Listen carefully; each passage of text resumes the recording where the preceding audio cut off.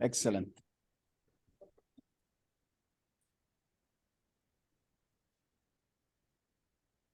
So welcome everyone. My name is Francisco Peñagaricano, and it's my pleasure to introduce our speaker today, Oscar Gonzalez Recio.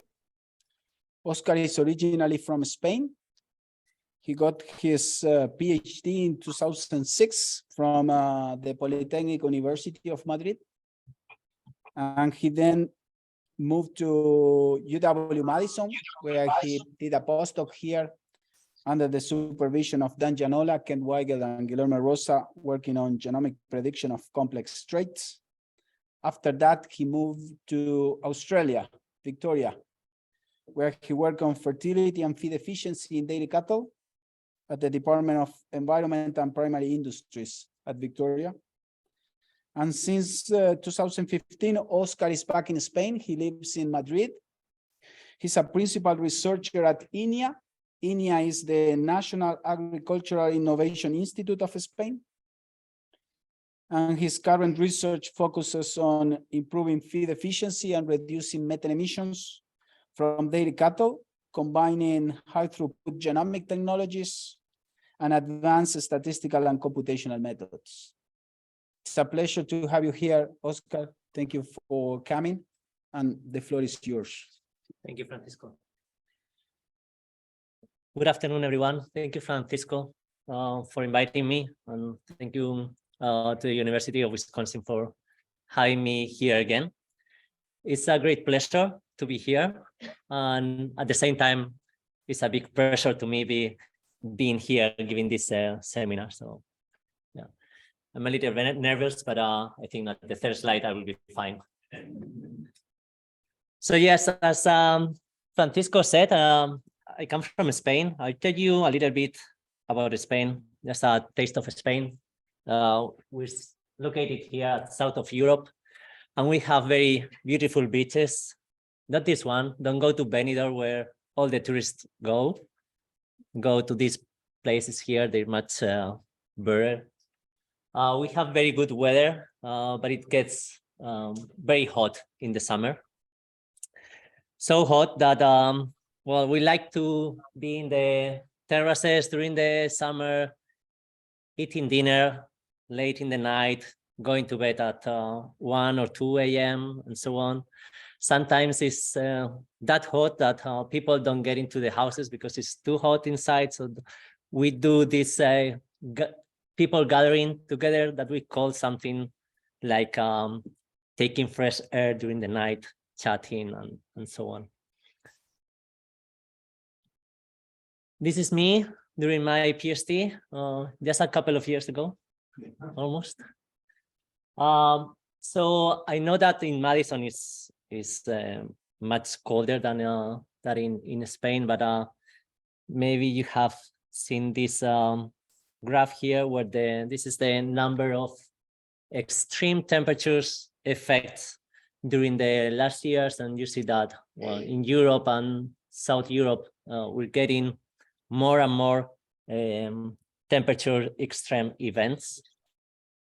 We are located close to the tropical, close to Africa, the Sahara Desert. So maybe in the future, we're getting some of this extreme weather and extreme high temperatures.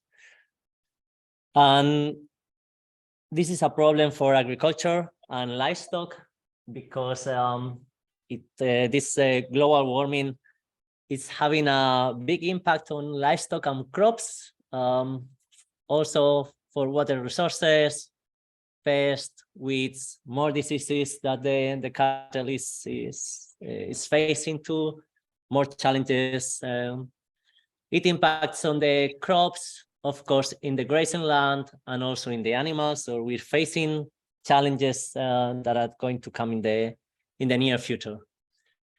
These temperatures increases may imply physiological changes in the cows, also environmental changes that may impact grazing, crops. We may face less milk production, decreased feed intake, less milk production, higher disease prevalences, and so on. So livestock and agriculture will face this big impact in the future. And as you have heard, probably livestock also contributes to global warming. And 40% of this contribution is mainly from methane. Okay, this is the main greenhouse gas that is coming from livestock.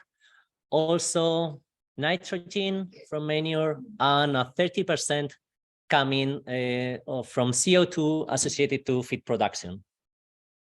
So that's why we are mainly interested on this 40% of enteric methane production, because methane is one of the main greenhouse gases currently in the inventories. When I talk about methane and greenhouse gas emissions from livestock, I always like to put the figures in context. And livestock contributes like around 11% in Europe, 9% in North America, and this is what it contributes in other places. So the contribution to global warming in terms of greenhouse gases is relatively small compared to other sources. So I don't think that livestock and agriculture are destroying the planet in terms of global warming or environmental impact, but they certainly have some impact. And as an industry, as a field, we need to take care of this part of the emissions from livestock and agriculture, and we need to make as much as we can to reduce this contribution. But we are seeing methane as an opportunity. You know that methane is an important greenhouse gas from enteric fermentation, mainly coming from ruminants, and it has a global warming 28 to 34 times that of carbon dioxide over a 100 years period. However, it only lasts between 10 to 20 years in the atmosphere. So all the methane that is now in the atmosphere will disappear in about 10, 12 years. If we don't add more methane to the atmosphere, or at least we add a much lower amount of it, we may contribute with an important mitigation strategy from livestock. In addition, it is also an energy sink and a cost for the farmer, because the cow is producing something out of the feed that is not converting in something that we can use. Okay, so for the farmer, it's also an energy sink. So I think these are the two main topics that we are considering right now. We need to mitigate as much as we can, because well, I said that the livestock is contributing to global warming in terms of mainly of methane and associated CO2 and so on. But since livestock and agriculture are not the main drivers of global warming, and we don't know what's going to happen in the future with the other sources of greenhouse gases, we also need to work on adaptation, just in case we are not able to reduce or mitigate as much as we would like. So these are the two main research lines that I will talk about today. One is about mitigations. We're working in genomics and metagenomics in dairy cattle in terms of methane emissions and feed efficiency. And the other one is adaptation, working both with genomics and also with epigenetics to deal with these extreme temperature events that are expected to be more frequent in the future. And the title of my seminar includes also the long reads era, because we are working with long reads in these two research lines. Long-read sequencing has been selected as the method of the year in 2022. So last year, it was published in Nature, and the main two companies dealing with long-read sequencing has been PacBio and Nanopore Technologies. We're mainly working with Nanopore Technologies, and I will tell you a little bit more about it. I don't know if you know how Nanopore sequencing works. Here is a video. I will play it, and you can see how it works briefly.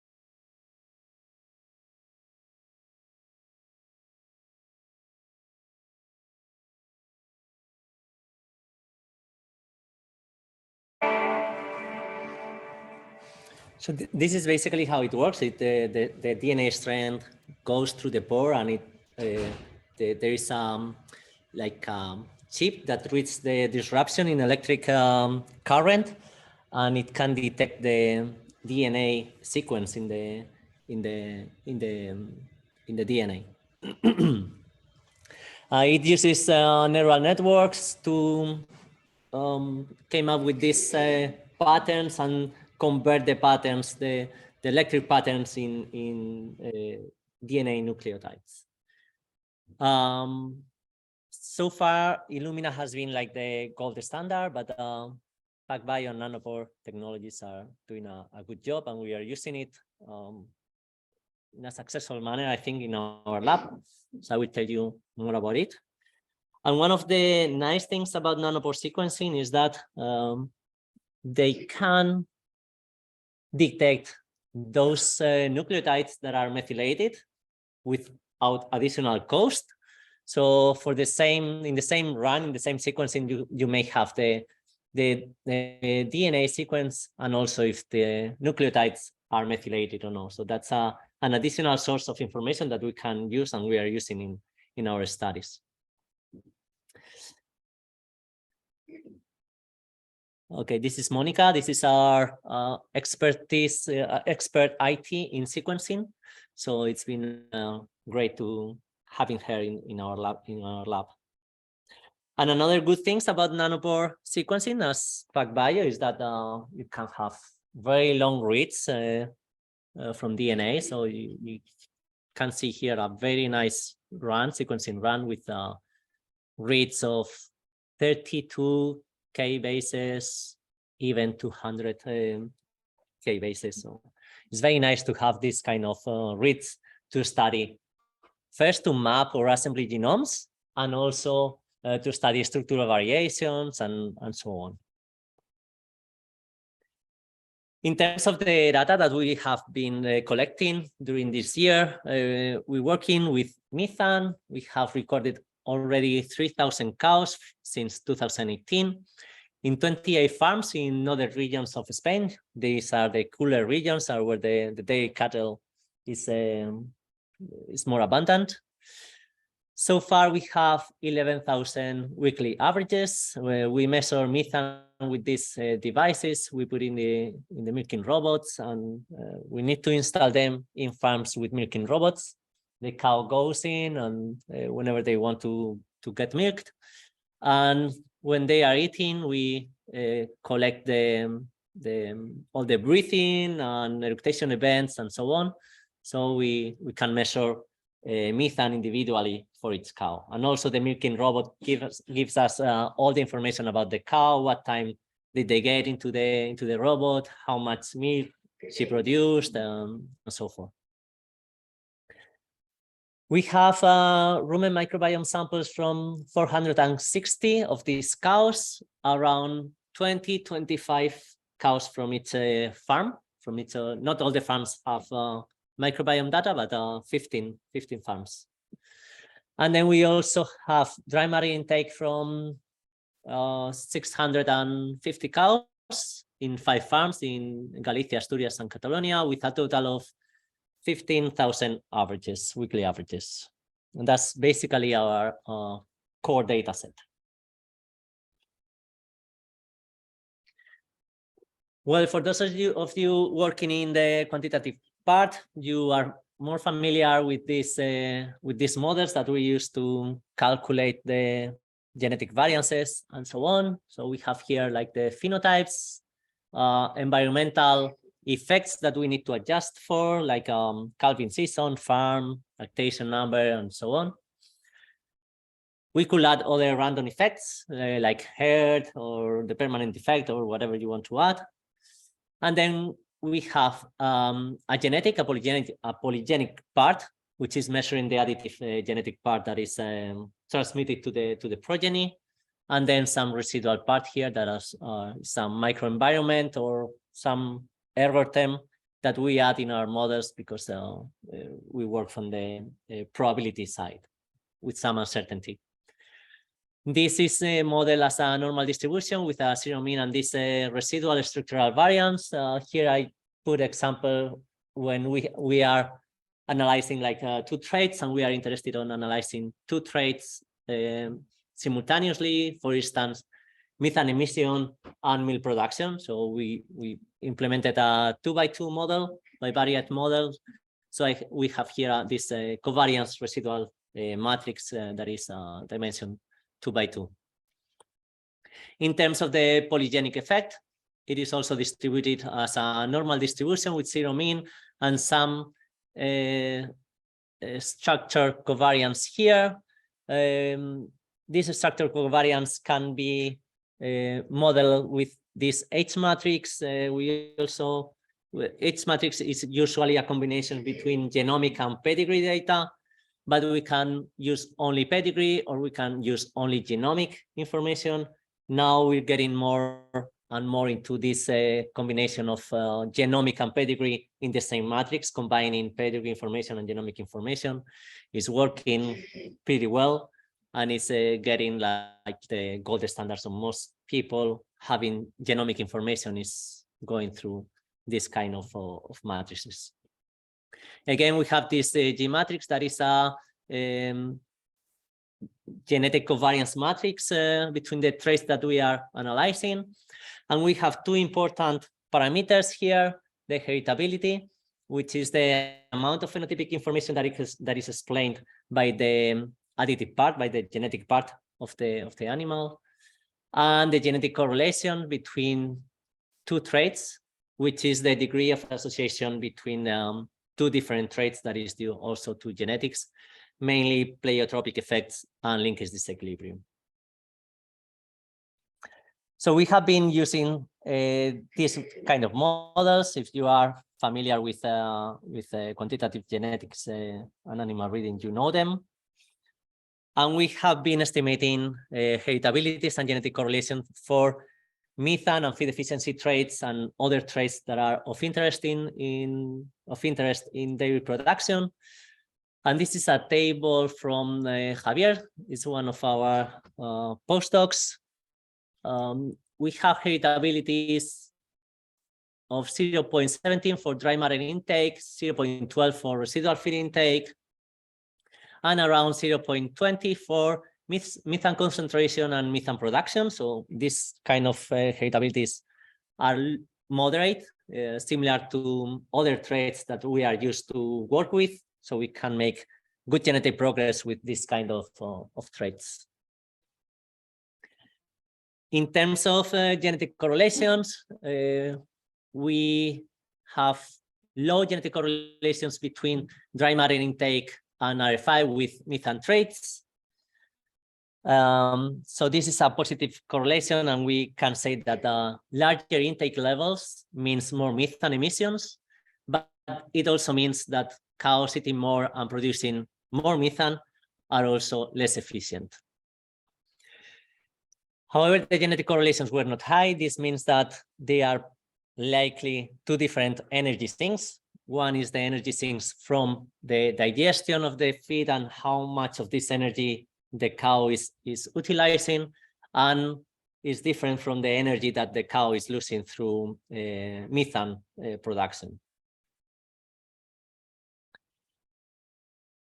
The relationship with the production traits, which are mainly the main traits for dairy production, we were getting correlations, positive correlations between 0.13 and 0.5, so relatively high genetic correlation, moderate to high. It means that cows eating more, so more feed intake means also more production. They produce more, but they are also less efficient. Okay, so larger RFI means less efficiency. And methane is not correlated with milk and protein, but it is positively correlated with kilograms of fat. And this positive correlation means antagonistic genetic correlation, because cows producing more methane are also producing more fat yield. Okay, we want fat yield, but we're not interested on methane. So this is an antagonistic correlation. In terms of size of the cows, as we expected, bigger cows tend to be less efficient and produce more methane, and also eat more. So okay, so far we talk about like the additive genetic component of the cow, but this is not everything. So we know that the cow is eating some grass or grain, and it's going through the rumen, it's producing milk and doing something that are energy sinks. Methane is eructated through the mouth. But there is something important going on here in the rumen of the animal, because it's actually the bugs in the rumen doing this feed fermentation and the methanogenesis. So there are some methanogens in the rumen that are producing this methane. So we thought that we need to take this into account also to get a closer look at the microbiome in the rumen and see what's going on there. This is a schematic figure of what we are doing. So here is the cow. We're measuring methane and many other traits. And then we're taking samples from the rumen of the animals and sequencing it with long reads, with nanopore sequencing in a metagenomics approach, using long read sequencing and using this Swiss meta pipeline that is designed to do this metagenomic analysis, and it can take into account long reads and long reads with higher error than those coming from Illumina. Then we're taking also blood samples from the cows and analyzing their genome and also their epigenome, also using long reads. I will talk about this in the second part of my presentation. Here's a work published in Giga Science by Adrian. He was a PhD student in our group last year. He finished last year. And what he got here was these bugs here, these taxonomical groups associated with larger methane emissions or lower methane emissions. So we studied the differential abundance into groups in high methane emitters and low methane emitters. And we saw that there were some taxonomical groups associated with higher methane emissions, and they were mainly eukaryotes, so protozoes and fungi. There were some bacterial groups that were associated with lower methane emissions. He did the same at the functional level, so with the microbial genes, and he saw that there were some routes associated, some genes in metabolic pathways that were related with different things, including the lipid metabolisms. So this kind of connect the genetic antagonism between methane emissions and fat yield. And he also saw some significant differential abundance of these genes in these pathways that were associated with lower emissions. These genes are mainly in eukaryotes, and so fungi and protozoes, and these genes are mainly in bacteria.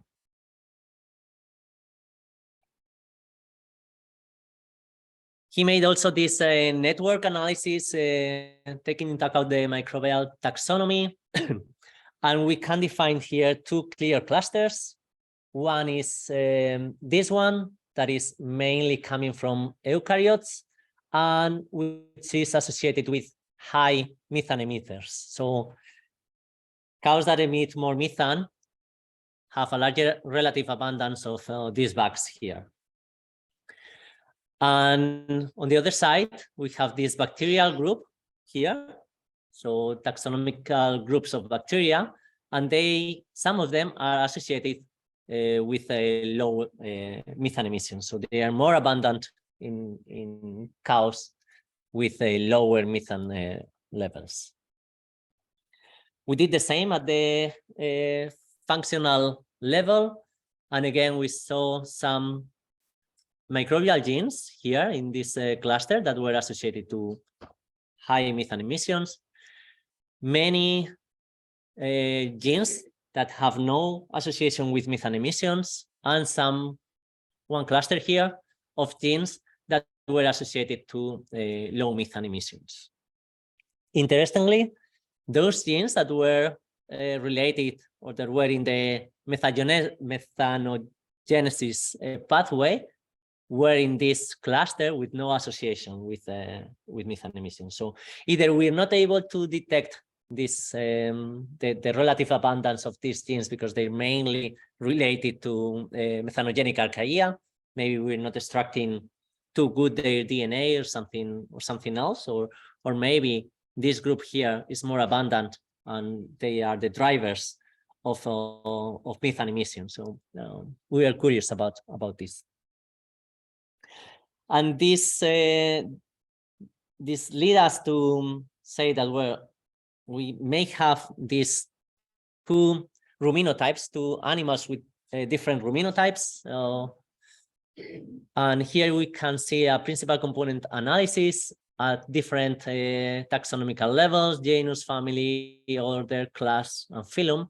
And you can say that in the first principal component, separate very clearly those animals with a larger proportion of eukaryotes in the rumen. So we can say that there is two different ruminotypes, one here and one here, and that they differentiate mainly on the amount of eukaryotes, fungi, and protozoes that are in the rumen. So okay, that's it. How can we modulate this? And here is data from a nutritional trial that we were doing with Naker, with our nutritional partners. And we were trying an additive here, feed additive, and we can see this red part is methane emissions before adding the additive. You can see how was the variation or the bin. We included the feed additive and methane emissions came down a lot. So almost 40%. We can reduce methane with this feed additive. We release, so we take the feed additive off the diet and then methane emissions came up again.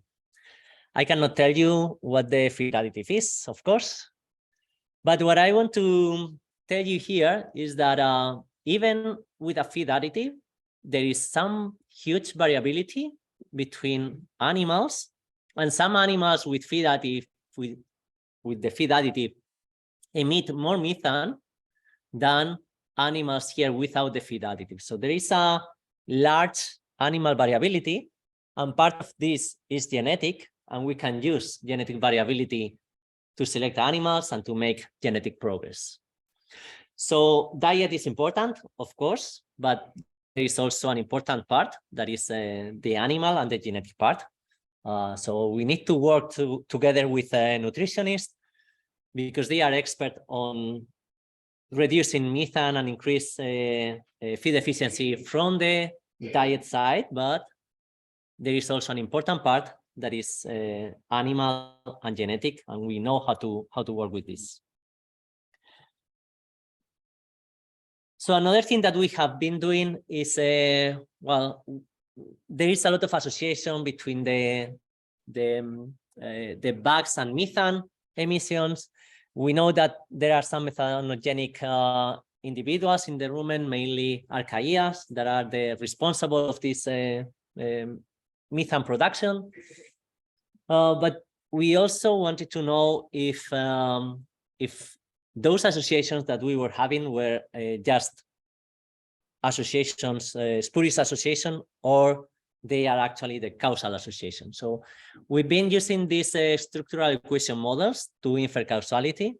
So with this kind of models, we postulate that it's a causal relationship, we test it, and we can get if it's probably the causal mutation or not. So we published this paper in Journal of Animal Breeding and Genetics in 2020, I think 2019. Alejandro Saborio Montero was working on this. And we evaluated the heritability of the relative abundance of these microbes in the rumen. And we saw that there is some genetic component with heritability between 0.5 and almost 0.40. So the genetics of the cow is also modulating the relative abundance of these microbes. So for some genetic reasons, some animals are more prone to proliferate the growth of some individuals. Okay, so the microbiome composition can be explained also by the genetic part. And we calculated genetic correlations between the relative abundance of these microbes and methane emissions, and we got positive genetic correlation between some of these microbes and methane emissions, and negative genetic correlation between some of these microbes and methane emissions. This here, most of these taxonomical groups are eukaryotes, so fungi and protozoans, and these ones here are bacteria. So again, we see an important correlation between eukaryotes and methane emissions. So the relative abundance, larger relative abundance of eukaryotes is associated with larger methane emissions. Marina did the same with the microbial functions, and again, we got high heritabilities for the relative abundance of some of these microbial genes. And these microbial genes can also be correlated with methane emissions. This is the causal effect of the microbiota. In the x-axis, you can see the estimate of the effect of the bug on methane, and this is the probability of it being actually a causal effect. Again, you can see some clusters here of eukaryotes that have large effect, large causal effect, and this is with high probability a causal effect. So they are drivers of higher methane emissions. On the other side, you have like other groups like bacterial groups, mainly Bacteroides, with a negative effect and that is well, not as clear as this one, but they also have larger probability of being causal effects. How do we explain this? Fungi and protozoals are probably causes of larger methane emissions because they capture hydrogen and they incorporate it in hydrogenosomes, which are used in archaea to produce methane. Archaea and fungi protozoals live in symbiosis, sometimes in endosymbiosis. So they are capturing hydrogen for archaea to produce more methane. On the other side, this type of bacteria, they consume hydrogen to produce volatile fatty acids that are used by the cows. This means higher efficiency and less hydrogen available for archaea to produce methane. So these results kind of make sense that these are causal drivers of methane emissions.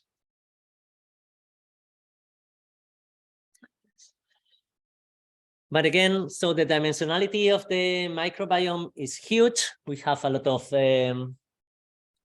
microorganisms in the rumen. If we want to select for rumen composition, what should we do? Because we have like thousands of taxonomical groups, thousands of genes, and which one should we select for? So we've been working a lot with these principal components as aggregated variables. So instead of using like individual taxonomical groups or genes, we're using this aggregated variable, first component and second components, also the third, 4, and 5, that they explain much lower variability, and they are less correlated with methane and feed efficiency than the first component and second component. We have also explored partial least square, and so far we have been using this one because we got better results and they are more, they have a better interpretability. These have large heritabilities like 0.3 and 0.2. So these heritabilities are quite high for the standard that we are used to work with. And interestingly, they are correlated with methane and also with residual methane, so with methane traits. So if we select for PLS or for principal components, we can also reduce methane emissions. And at the same time, we can reduce dry matter intake and residual feed intake. So we'll be improving feed efficiency as well if we select or if we use these aggregated variables in our breeding programs. And this is good news. We can also improve kilograms of milk and kilograms of protein, or at least not deteriorating them because the genetic correlation is positive. But the bad news is that they are antagonistic with fat yield. So we will be decreasing fat yield, and we are not interested on this. So we need to take this into account, this genetic correlation in the selection indices, or maybe adjusting methane traits by fat yield in advance or something like that. So we need to take this into account carefully. Alejandro also showed that there are some groups of eukaryotes and so fungi and protozoals mainly that can explain if the cow is going to be in the low emitting group or in the high emitting group. So those in purple here you have eukaryotes, eukaryotes microorganisms that explain with a high probability if the cow is going to be a high emitter. And there are some other microbes here, mainly bacteria. So in blue, in light blue, we have bacteria that they will explain with a high probability if the cow is going to be in the low emitters group. So we can say that maybe we don't need to blame the cows. We need to blame the archaeas and the eukaryotes in the rumen because they are the ones that are producing methane. So we need to work to get rid of these bugs without impairing the productivity of the cow. And of course, since we've seen that the cow is regulating part of this variability, we've been interested on seeing if there is a major genes or how is the statistical genetic architecture of the genome for those traits. So we've been performing genome-wide association analysis for the relative abundance of some of these main microorganisms associated with methane emissions. So we choose some groups, some taxonomical groups that in the previous studies we've seen associated with methane emissions. And we have seen no clear signals of any major genes or genomic regions that are explaining a large amount of genetic variation. We have some regions here with significant peaks here for Lentisfera, Dialister, Neocalimastics, and so on. I will expect something more with Archaea, but we didn't get it. Our data set is small, so maybe we don't have the statistical power to detect very clearly these regions. We will try to repeat this in collaboration with international groups or in future studies and see if we can improve our inferences here and see if there are these regions came up with a higher explanation of the genetic variability and phenotypic variability of the trait. We had a student, Natalia, last year. He did an in silico analysis with these genes that resulted significant from the GWAS. It was very interested. It was very interesting. We did this with Fiuma and with David. Usually, I don't trust that much these results from the in silico analysis. Sometimes they are not consistent enough. But I was quite surprised because her results pointed to genes that were more expressed in regions like the pituitary, I don't know how you call it, pituitary, stomach, salivary glands, the brain, some tissues, some regions in the brain, and so on. These tissues and these genes are related to appetite and voracity. Salivary glands are also important. So the saliva is important as a rumen buffer to regulate the pH in the rumen and so on. So I said, well, maybe these kind of studies are not that bad. But again, we need to replicate this and see if we got consistent results in other studies and with other data sets.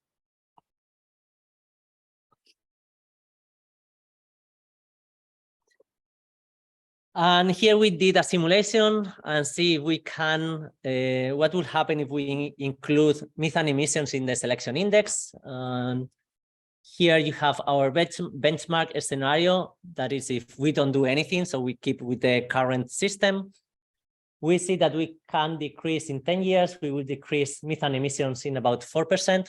This is not much, but we're not doing anything and still reducing methane emission, mainly because cows are getting more productive. So we need less cows to produce the same amount of milk. And there is a trend that is the number of cows at least in Europe is decreasing. So this helps to reduce methane emissions. We can include methane in the selection indices with some weight, but still we can get up to 6% reduction in 10 years. This is not much in terms of the goals that the policymakers want. We need to include methane emissions in the selection indices with a large weight to actually came up to a 20% reduction in 10 years. We can do it, but if we put a large weight of methane in the selection indices, then we are decreasing the genetic response in correlated traits like production, fertility, and so on. So we reduce methane, but the genetic trend for other traits is also reducing. And the question is if the farmers are willing to do this kind of sacrifice to, if they are not paid for that, or there are no incentives to do so. So the good news is that breeding programs could or should be included in the, should include mitigation-related traits in the breeding goals and selection indices, and we could reduce methane emissions by 20% in 10 years to cope with the COP26 goals. To summarize this first part of my seminar, we can say that nanopore long-read sequences allow us to determine quite accurately the rumen microbiota composition.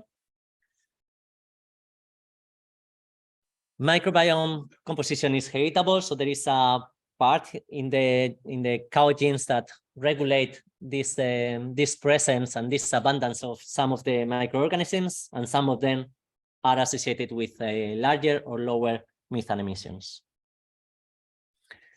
There is some pleiotropy or linkage disequilibrium between cow genes that affect microbiota composition, methane, and feed efficiency traits, so we can make use of this in the breeding programs.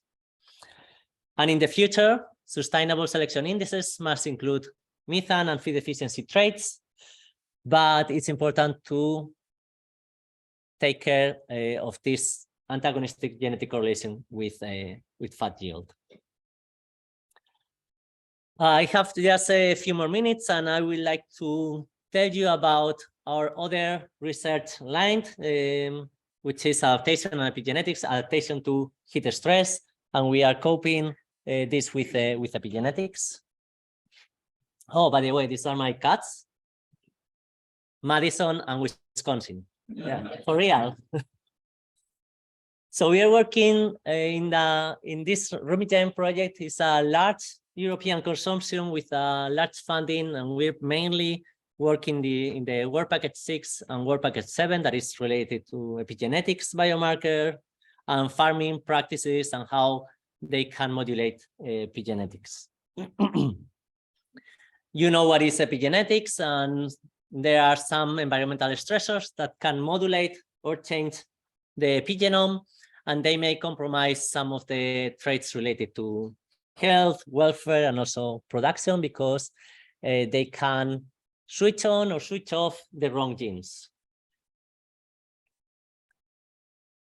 So in the project, we are trying to develop a methylation chip that can be used commercially in both taurus. We are combining bisulfite sequencing and long-read sequencing using nanopore to detect at least 70,000 positions that have some variability on the methylation status and can be used as a candidate CpG sites in these chips that we are trying to develop.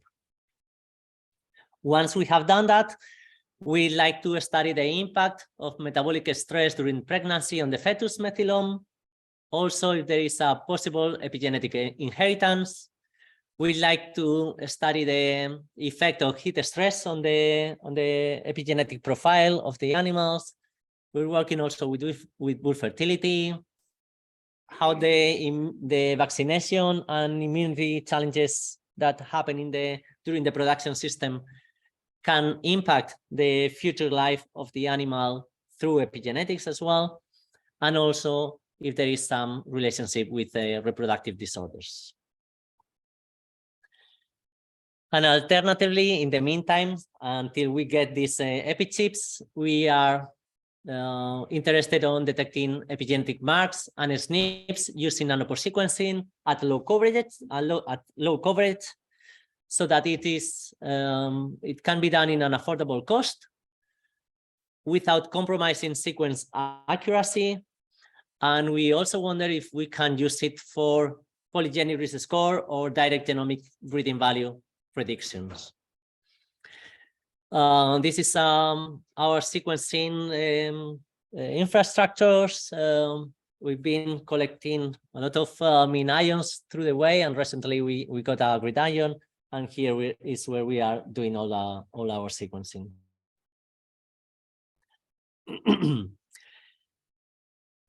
Some years back, nanopore wasn't very popular because the sequence accuracy was not high. It was around 70%, but in later years, the sequence accuracy, the base calling accuracy in per base reliability is almost 99.6% in model accuracy. Still, some reads have larger errors, but we can filter them out. We can do a good job with this accuracy from now on. So we are developing these pipelines using the latest chemistry, latest nanopore chemistry, with some bioinformatic workflow, filtering, editing, and quality control of the data. And we have two different pipelines, one to call SNPs and variants. We use the 1,000 genomes reference population to impute those variants that we didn't sequence with our method, or that got filtered out because of the genomic quality control. And at the end, we estimate direct genomic values of the animals. For epigenetics, we're using Modband2Bed, Andorado, Nanopolis, ChIP-seq, and Picomet to analyze the methylation of the animals. One of the good results that we got is that even at low sequencing depth of 2x or 1.x, we're getting high accuracy in the genotype imputation. This is compared with the SNP chips. So if we get to 0.5x, this is very low sequence accuracy, then the accuracy, the imputation accuracy is compromised. But if we are in 1x or 2x, the imputation accuracy is quite good, and we can work with it. It's as good that when we compare the breeding values, the direct genomic breeding values of the individuals calculated with the traditional SNP chips and the nanopore sequencing, the correlation is quite high. Is biased when we are working with low sequencing depths, so lower than 1x, then we have some bias here. But from 2x and above, the correlation is quite high, and there is very little bias on the estimation of breeding values. In terms of the methylation, we compare results from nanopore and bisulfite sequencing, and we see that about 10x, the correlation is quite high with some differences, and we don't know which one is the right one, if bisulfite or nanopore, because we don't have like the gold standard to know what is the real methylation status, but the correlation is quite high. If we look at the methylation patterns close to the genic regions, we can see that both technologies behave quite similarly. Bisulfite sequencing is a little bit above, but you know that there is a bias on the conversion with bisulfite, so well, it's probably accurate enough, both of them. So we were happy with these results. We think that we can use nanopore sequencing as a technology to work with epigenetics, or at least they can be complementary techniques. And we know that nanopore is free of bias, whereas bisulfite sequencing is not. Another good news is that even with a 2x sequencing depth, we can have millions of positions with methylation status at higher than 4x, 7x, or even 10x. So we get many positions along the genome with a low sequencing depth that are actually sequenced a lot of times. So we have large coverages on these positions.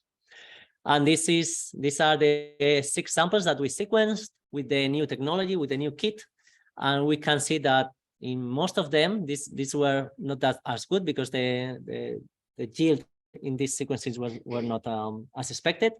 But in this one, in these 4 ones, we had nice representativeness of the methylation across the whole genome. So we can get CPGs, methylated CPGs along the whole genome. And we can see that some of the genes are methylated at the transcription site, and some others are not methylated at all. Probably this is related with a structural methylation, depending on the genes and tissues and so on. And with this, we're trying to find regions that are differentially methylated in heat-stressed cows and intolerant cows, and also we are trying to correlate this methylation with the metabolic stress during the pregnancy. We're using different softwares. We're not fully convinced with any of them, so maybe at the end we need to develop our own statistical method to analyze this kind of data. So this is a work under construction. We're making progress on this, and at the end, what we like to do is to, since this is the traditional models that I mentioned before, we know that part of the residual term may be due to epigenetics. So we would like to model epigenetics in the model and see how much genetic or phenotypic variations can be explained by the methylation status of the cow. There may be also some correlation between the additive part and the methylation part. So we need to model this in our studies to see to study more in depth this kind of omics information. Just to wrap up this final part. Oh, what happened? Okay. We've been studying low-pass sequencing. We got similar accuracy as the gold standard, both for whole genome basal fit sequencing and for SNP chips. We can calculate direct polygenic risk score or breeding values, genetic merit, and with low-pass sequencing, and they are comparable to SNP chips. We can make use of these SNP variants and methylation status simultaneously with no additional cost from long reads, and we can incorporate these two sources of genomic and epigenetic information in our models. So I think that they can be a nice alternative to epichips until the epichips are available in all the populations, or maybe in those populations that have not yet chips available, or that cannot be used with these SNP chips, and they are using sequencing and basal fit sequencing separately and joining information. So with long reads, with nanopore long reads, you have the same amount simultaneously. And that's it. I would like to thank all the people involved in this project. A lot of people from different institutes, animal hosting association, farmers, companies, AI companies, and so on. And of course, thank you to all of you for inviting me to be here. It's a great pleasure. And if you have any questions, I will try to answer them.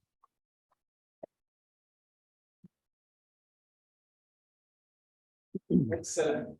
Fantastic seminar. Do we have questions for Oscar? Hilary. And I would suggest you repeat the Okay. question. Great presentation for the seminar. I was wondering, can you explain the data that cows with high methylation had like a higher abundance friendly of fungi and also, right? Mm-hmm. So was that also correlated with higher abundance of archaea? And if so, I mean, could you narrow down the taxonomy of the archaea that was associated with these groups? Yep. So the question is if other than fungi and protozoans being associated to higher methane emissions, if we found some association also with archaea. And we did only with Methanobrevibacter. This is the one that we that I showed here.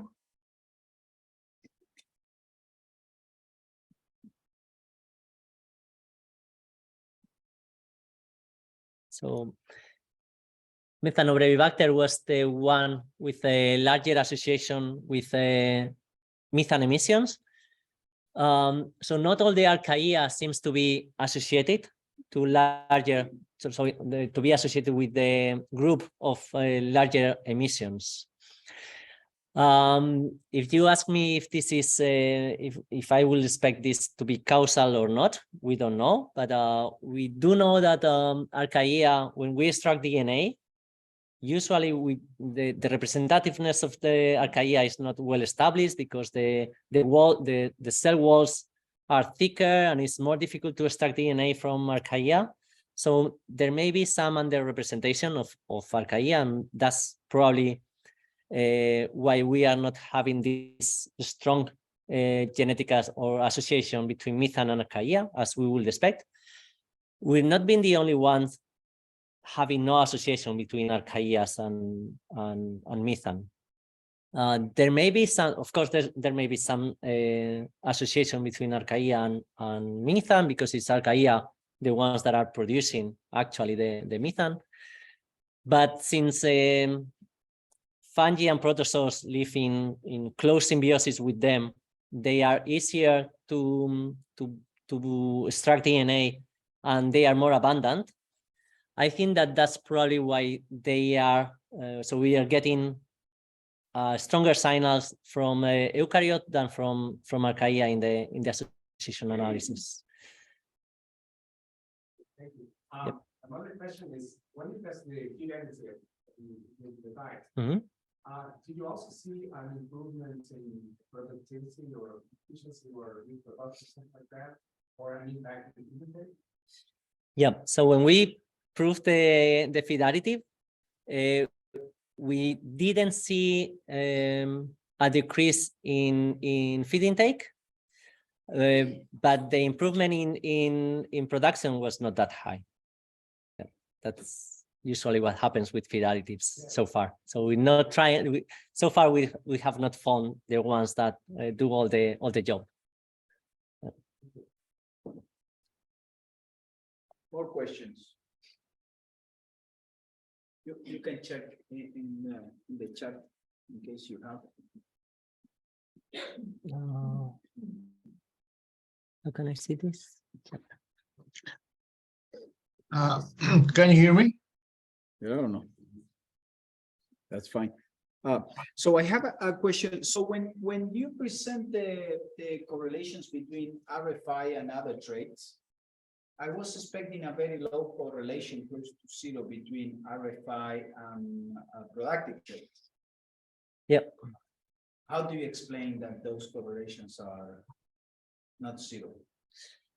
Yeah, I think that so the question is why the genetic correlation between RFI and production traits is not zero, because we would expect them to be zero, because we've been adjusting DMI by production. We think that that adjustment is not completely right in the equation, and there is some part of this production that is going to the residual term, and the residual term is RFI. So we are capturing it later on in the genetic analysis through the genetic correlation. It might also be because some kind of pleiotropy in these genes that are not captured at the phenotypic level, because we are adjusting at the phenotypic level.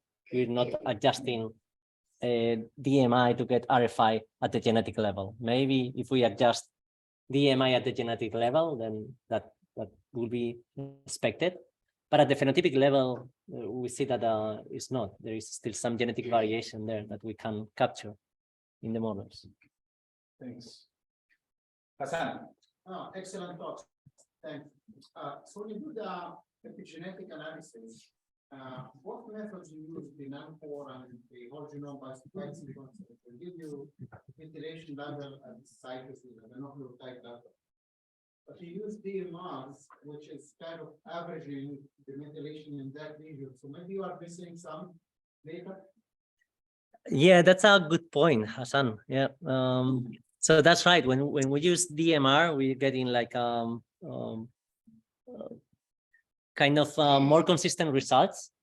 Also, when we bring together like regions, methylated regions of 500 base pairs, something like that, is more consistent. We know that in some regions the methylation status cannot be quite accurate, but along some regions, some genomic regions, and we did that with only 500 base pairs beans, and the correlation improved a lot, and it could be a much better way to go. Excellent. Agustin? You talk about the correlation between traits, methane and another traits, but this is maybe a general question. Why evolution allows methane improvement? In other words, which is the positive function of methane in the movement, pH regulation, the community of the whole microbial environment? Why cause this methane? In order to understand why we should, what we use it for remove. Yeah, good. That's a good question and a complex one. I don't think that I can give you an answer. I don't know if evolutionary geneticist or nutritionist can give you a convincing answer. But it's true that archaeas are there for some reason. They play an important role in keeping the homeostasis of the rumen. Some studies have tried to remove all the eukaryotes, at least the protozoas, and they have seen that the rumen still works without them, with some impairment in the productivity and fermentation and so on. So we don't know why they are there, but we know that there is variability in the animals. Cows with a similar production, they emit less methane so some of them emit less methane than others. So there is variability among them. So probably they need to be there, but maybe with some small amount it's enough. And cows that have microbiomes with a larger amount of archaea are being less efficient for some reasons, which I don't know.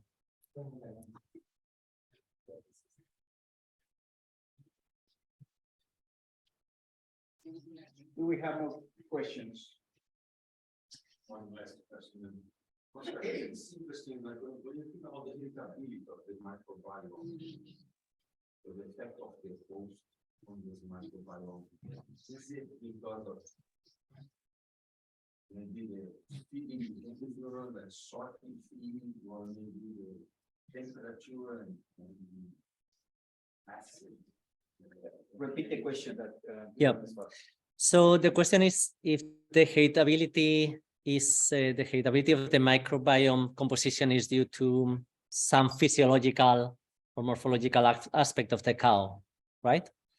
And I think that's the case. So we've been seeing that the feed intake level determines the microbiota composition. The passage rate in the cow is very important. So the passage rate is also influenced on with the rumen size. So the rumen size is some physiological or morphological component of the cow that is regulated by genetics. And smaller rumens means a faster passage rate and lower feed intake. The pH, the physiology of the rumen in terms of gastric acids, the shape of the rumen, all the folds there that have an important genetic component, they are also influencing the proliferation of some microbes. So it favors some microbes to growth. And that's probably because that's why different genetic aspects are influencing these morphological and physiological aspects in the eating behavior and in the rumen and digestion and so on. And this affects the proliferation of some microbes. Fantastic. Let's thank Oscar again. Thank you.